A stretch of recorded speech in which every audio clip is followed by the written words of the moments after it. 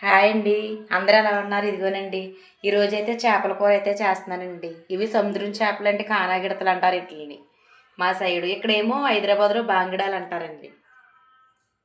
ఇదైతే నీట్గా కడిగి పెట్టుకున్నాను, సొన కూడా వచ్చింది చూడండి అండి.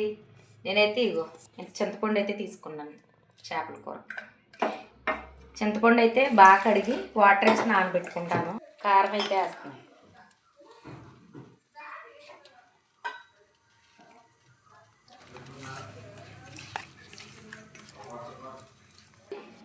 చింతపండులో అయితే ముంచేసుకుంటున్నాను. ఎలాగా చింతపండు రసం తీయాలి కదా.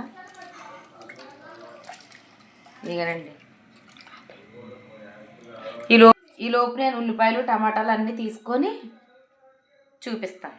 3 అయితే పెద్ద ఉల్లిపాయలు తీసుకున్నాను, 2 టమాటాకాయలు అయితే తీసుకున్నాను. పచ్చిమిరపకాయలు అయితే ఇదిగోండి 6 పచ్చిమిరపకాయలు తీసుకున్నాను. ఉల్లిపాయలు అవి కట్ చేసుకున్నాం కదా. ఇక 2 ఉల్లిపాయలు అయితే తురుముకున్నాను చూడండి. పచ్చిమిరపకాయలు ఉల్లిపాయలు వేసేసుకోండి.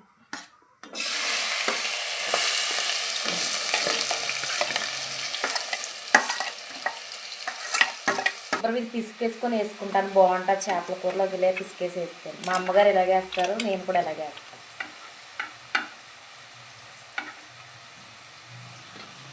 నేనైతే టమాటాలు ఇలా పిసుకొని వేసుకుంటాను. చేపల కూర టేస్ట్గా ఉంటుంది, బాగుంటుందండి ఇలా పిసికేస్తాను. మీరు ట్రై చేయండి. కలిపి ఫ్రై అవ్వాలి, మంచిగా ఫ్రై అయితే బాగుంటుందండి. పచ్చిమిరపకాయలు ఎక్కువ వేయడం వల్ల టేస్ట్గా ఉంటుంది. ఈ లోపల అయితే చింతపండు అయితే పిచ్చి పెట్టుకుంటానండి. వేగి లోపల చేపలు వేసేసుకుందాం. చేపలు అయితే సగం వేసి సగం పులుసు పెడతాను కదా, అందుకే కొంచెం గట్టిగా ఉన్న ముక్కలల్లో వేస్తున్నాను.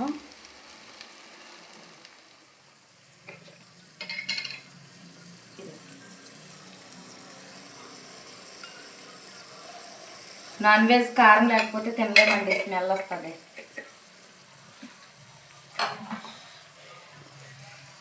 వీటినే కొంచెం అటు ఇటు కలుపుకొని కారం పచ్చివాసన పోయేవారు చూడండి.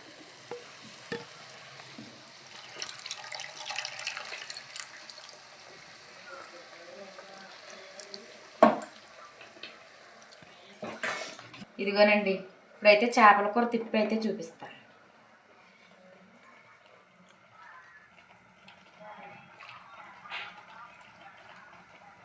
ఇదిగోనండి, ఇలా అయితే కలిపేసి ఇంక ఇట్లని గట్టి ఏం పెట్టకూడదు.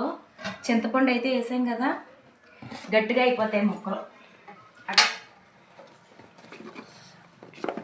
ఇదిగోనండి, నేను ఇంట్లోనే చేపల కూర కోసం రెడీ చేసుకొని పెట్టుకున్న మసాలా.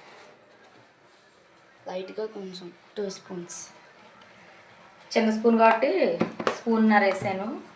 ఇంకేమేయొద్దండి ఇందులోనే. ఇది మరిగాక అప్పుడు మళ్ళీ చూపిస్తాను అయిపోయాక. మూత అయితే వెల్లుల్లి పేస్ట్ కూడా లేదండి, ఉట్టు కారము సాల్టే, కొంచెం ఆయిల్ వేసుకున్నాను అంతే.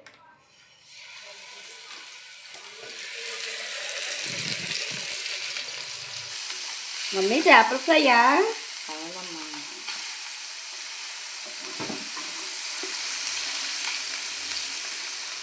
చేపలు ఇక్కడ వరకు వచ్చేయండి.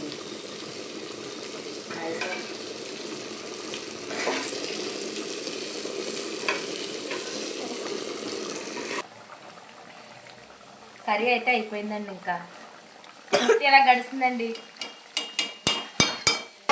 లైక్ చేయండి, షేర్ చేయండి, కామెంట్